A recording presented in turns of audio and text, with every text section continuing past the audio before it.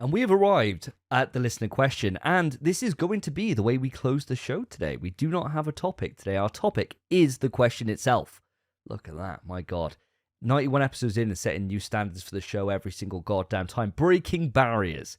That's what we do over in PS We Trust. That, and shout down and shout, and just chat shit about things. Generally, it's been Guernsey's had a lot of shit today. Jeff Grubb's had a lot of shit today. It's the way the cookie crumbles, my friends. Tell you who's not going to get any shit today, our good old friend Potato Chief. He has written into the show, and he asks, we are nearly halfway through 2024. What are your current frontrunners' top 3 games for Game of the Year so far? Now, lads, we are 5 months in, so nearly at the halfway mark. However, I know this as much as you guys. We have been stuck with a lot of big experiences and not much time. So I think top 3 might even be quite simple for this, but the order is going to be important. And I suppose it kind of signifies where we go towards the next half of the year. You know, when Dragon Ball Sparking Zero comes out and gets number 1 on all our lists. But we shall cross that bridge when we get there. Shock. He's right. Yeah. He's right. Yeah. Right. Yeah. So, Spence, let's come round to you first. Let's give your number 3, and then we'll go round in 3, 2, 1 in a circular fashion. Can you decide on your number 3? Bro, I don't think I've played 3 2024 releases. Yes. I've been too busy playing old games. Oh, really? I think so. I think I can think of 2 that I've played. Wow. What else came out in 2024? He's on a PlayStation podcast. Terrible, this. It's embarrassing, Absolutely this terrible. is. This is This embarrassing. feels like me when I first joined the show, all those years back. Because I didn't play a lot of games. I play a lot more now. We should just chant for shame, I think. Shame. Shame. Shame. Pull up your trophy list, bro. Have a look. See what you played. You might But I just looked at like my recently played games and there's like nothing. just Street Fighter.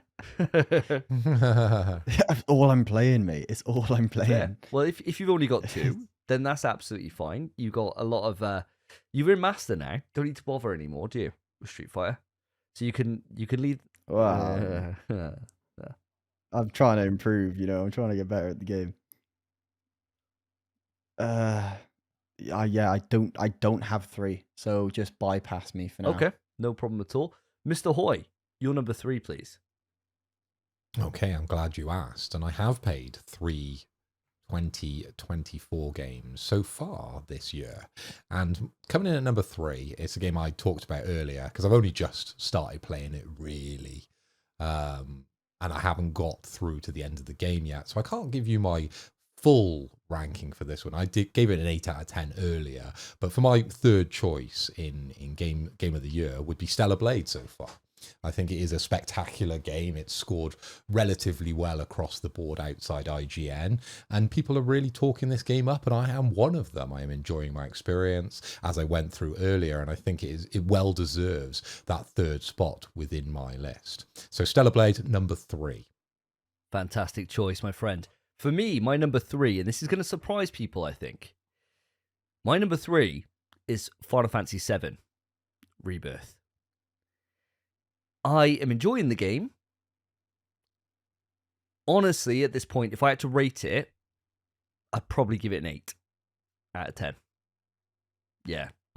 It's fine. It's just a lot of game, and it doesn't feel really focused. I don't know if that's the game's fault or if it's just the way I'm playing it, but it's great. Like, it's really good, and maybe by the time I finish it by the end of the year, maybe I'll have a different opinion on it. But right now, at the moment, it just feels long, and it feels like it's not rewarding my time to play it.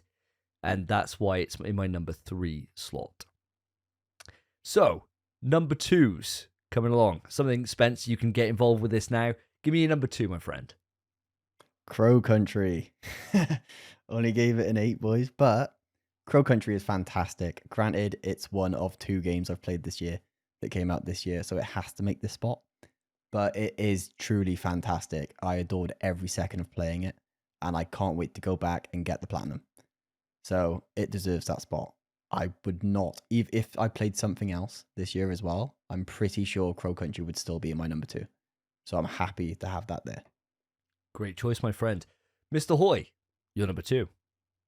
Okay, my number 2 is the game that I started my year off with, and it started with a bang. It started with The Prince of Persia, and an absolutely fantastic game, which I followed through to fruition. I didn't actually achieve the platinum in it. I think I was 1 or 2 trophies away from that, but I very much enjoyed my time, and I would rate that experience higher than the Stellar Blade experience, but of course the Stellar Blade experience isn't complete yet, so I'll reserve my judgment on that one to give you the full rating. But at the moment, Stellar Blade's my 8. I think Prince of Persia, when I gave it a rating, it was either the 8 or the 9. Maybe someone can go back and fact check me on that one. But Prince of Persia, an absolutely stellar experience, and it's one that I do recommend to you boys, because I think you'll both really enjoy it, because there are some very complex parts to it. There is a level of gameplay to this game that gets really, really intensive in parts, and I think you boys would really get off on that aspect of it. Now, the combat, bit samey. It's all down to getting those jumps and timing and threading all those different maneuvers through as you traverse all the different tribulations throughout the Prince of Persia games. So yes, it's a spectacular game. I do recommend it, but that one would come in as my number 2 so far for 2024. Nice. Really great choice. I mean, Prince of Persia, I say it all the time, I will play it before end of year. I will. I've decided to myself now with Final Fantasy, I'm mainlining it.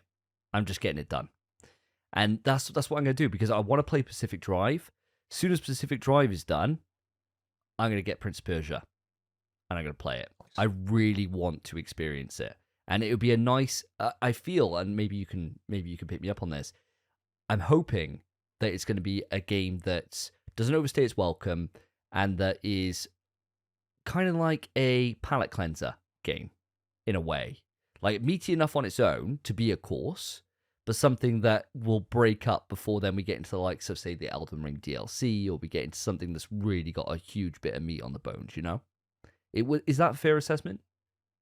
I would say so, because it's not the type of game that if you went away from it for a long time, you would lose your place within the story, because it's relatively simple, the story. The thing that I think you would suffer from is those reactions on the sticks, though. But knowing you, I think you're pretty quick to remember those things and to get yourself back into those maneuvers, because you pick up Street Fighter and you take gaps. So it would only be the same sort of situation you'd find yourself in with Prince of Persia, because I will warn you, some of the different things that happen within that game can get quite complex, so that would be the only thing you'd lose. Nice. Well, looking forward to get into that very shortly. Hopefully, see how long it takes me to mainline the rest of Final Fantasy in the next fucking 700 hours. We'll see how long it keeps on going on for. Keep stretching out. My number 2, I am mirroring Spencer here with Crow Country. I honestly feel like this game is phenomenal, and I'll be amazed if this doesn't make my top 5 at end of year. I will honestly, there will have to be some like fucking insane projects come out, because it's one of those games that is just staying with me. You know, like I keep thinking about the fucking ending. I'm like, oh, god damn, that was so well done. Like so well done. It is such a great like feeling to finish that game and to run it again. And I know that I'm going to be going back when they release hard mode. So it's like, it's a game that would just be fresh in my mind, I think, for most of the year. We'd have to have like, well, we do have like Astral Rot and Tormented Souls 2, which could then take the shine. Yeah. But those are the only ones, I think, for me this year that could potentially knock it off. But so far, that is my number 2. And we're getting to our number one games. And I'm going to go out on a limb here. I think we've all got the same one. And it's also the reason why our game time in other games is severely limited. So, Spencer, kick us off. What's your number 1? Tell us about Foam Stars. Oh, fuck off, mate. Not a chance. No, Lewis, it's funny that you submitted this question, because we would be playing this game with you tonight if we weren't recording. We did move our recording to Thursday instead of Friday, and Thursday is usually gaming night with the boys. We would be playing Helldivers 2. What a fantastic fucking game. And sure, there was a little bit of controversy for a little while, but it's gone. It's gone. Everyone's forgot, and everyone's back to diving onto those bloody malevolent creeks and all that nonsense. Tell you what, I haven't actually played Helldivers in ages. We need to get back on it, or I need to at least. Fantastic game. Number 1 spot, completely deserved. It blew everyone away, even everyone that isn't a Sony pony. Everyone loves this game. It's adored by everyone. It deserves first place, not only on my list, on everyone's list. Fantastic game. Mr. Hoy, am I going to hear I echo those thoughts? I echo those thoughts, Davey. Yes, my thought is Helldivers 2 because it is the best game that I've played so far this year. And yes, I'm hearing it from a lot of people, and it isn't just the PlayStation crowd, as Spencer has mentioned. My brother and his friends, they are PC guys, and they are currently playing a lot of Helldivers. We need to, at some stage, meet up with them and see how that works cross-platform, because that'd be quite interesting to try out. But with Helldivers, we have taken a little bit of a break, and there is so much change over the last couple of weeks. So I'm really excited to get back in and see what, manifestations, or to see what has happened within the game, what has changed, what creatures have come out of the woodwork, and what weapons we can now use to blow them to smithereens. Well, guys, both fantastic choices, and I'm going to echo those thoughts. 200 plus hours into this game, and for somebody who is trying to balance YouTube, a career, a girlfriend, everything, 200 hours is a fucking long time. That's longer than I've spent in Street Fighter. Wild. Absolutely wild. That was my most played game of last year, and it's May. So God knows how bad this time is going to be by the end of the year. I can't see it stopping. For me, I've enjoyed a bit of a break from it because it means I've been productive, and I've actually got videos out on YouTube, which I stopped for 4 months, pretty much. So it's like Helldivers, it just takes over my life. So I've been glad for a bit of a break, but I too have been itching to pull the fucking trigger and to get back on it. And now that I'm back on top of my projects, it means, we could fit a bit of Helldivers in every now and again, lads. I'm down for it, always. Easily the best game of this year by a fucking landslide. It was the game that I was most anticipated for from the moment of its launch. I felt like I was shouting into the fucking void, saying how good Helldivers 2 was going to be and how Arrowhead just don't fucking miss. And then here we are. The world knows it. The world knows Arrowhead, and fair play to them because they pulled out every single stop and they made the game better than I ever could have imagined. Well deserved, and I will be amazed if it doesn't make our number 1 slot by end of year. There would have to be some. Do you know what's mad as well? Do you know how they did it? They changed the camera angles. Yeah, that's it. Oh, God. Oh, here we go. I see where he's going with this. Rumors. I see where he's going with this. Oh, fuck it. I see what he's doing. He's got you. He's got me there. I got you, mate. They smashed it, bro. They smashed it. They made it better. Improved it, if you will. Yeah. Wasn't a fixed camera before, though, was it? There wasn't a fixed camera. It was a top-down camera. So now you can see less. So maybe what the game that can't be mentioned needs to do is they need to put the camera maybe on... like when people have... You see those videos where someone runs for a train and they got like the camera and it's just on what, just on their head? Yeah. And you just see their face reactions. Yeah. That's how they can make the game that can't be mentioned 1 scarier. It is that kind of thing. Limit it even more. And that's what Helldivers did here, and they improved the game. So well done. Bit like Blair Witch. Yes. Yeah, that's what we need. An up-nose camera for the game that can't be mentioned 1, please. Thank you. But yeah. There you go, Lewis. That answers your question, I believe. Not anything too crazy in that, I wouldn't have thought. But again, we are early days. We got a long old year ahead, some major releases in the case of, for us, the podcast. We got Astral Rot, Tormented Souls, Elden Ring DLC, Alan Wake 2 DLC, fucking Space Marine, Dragon Ball. There's a lot of games to come out for the rest of the year, and who knows what this list is going to look like by the end of it.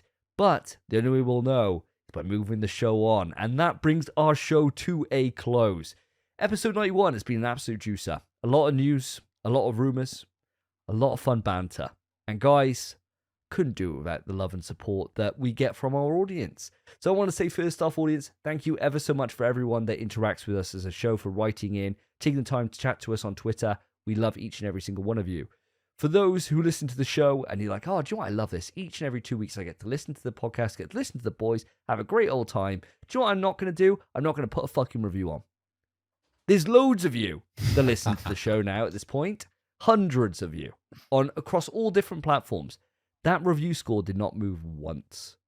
Not once in 2 weeks. I fucking check it daily, right? It's a 26. I don't want to get to 30. 4 of you just click the stars and put a rating on. Please. But just fucking do it. Save me having to reel this off every single episode. That'd be class. And for those of you who do listen on there and you decide to come over to the YouTube, then hello. Of course, we post each and every single episode on podcast services and on YouTube, so you can come and check out our beautiful faces and see why we are regarded as the sexiest podcast on the internet. Now, that brings our show to a close. I've been Davey. I've been Phil. And Spencer's frozen. Take care, guys. Peace. I hope Spencer's okay. Yeah. He's looking a bit menacing, isn't he? Quite like him like that, actually. Yeah. He's better. It's Just better. this. Don't get any back chat, do we? Cheers, guys. Cheers, guys. Good night.